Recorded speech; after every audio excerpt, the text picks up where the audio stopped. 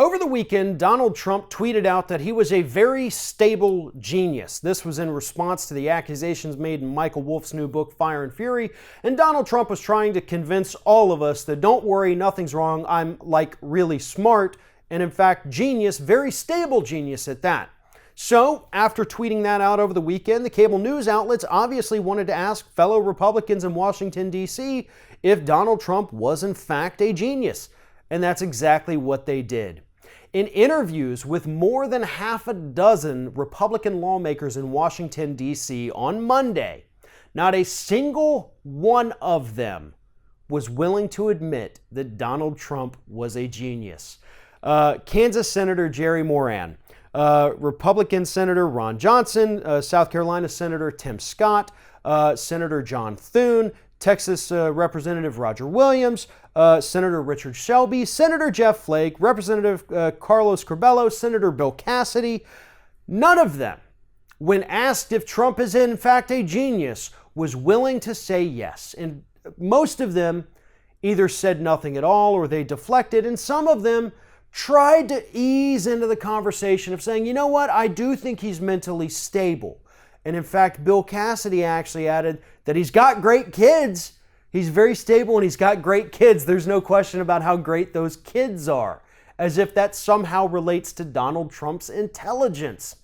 The bottom line is that Trump thinks he is a genius.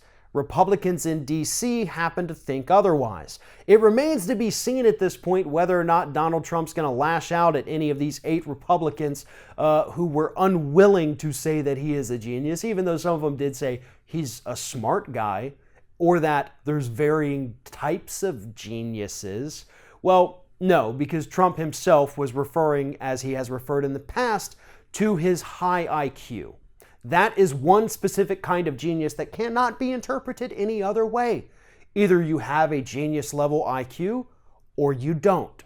And according to studies, people who've done unofficial analysis of Donald Trump, they say that he actually ranks within the bottom 15 U.S. presidents in terms of IQ. Now, these were not official IQ tests performed on the president, but they were done by people who recognize the signs of, being able to solve problems, reasoning skills, and things like that. And unfortunately, Donald Trump really doesn't have any of those.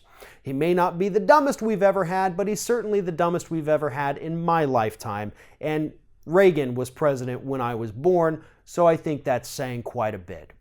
But if Republicans, the people who are your allies, aren't even willing to actively stand up and defend you, defend your intelligence, you've got a real problem, and it's only going to help to further the people in this country calling for some kind of psychiatric evaluation of the president.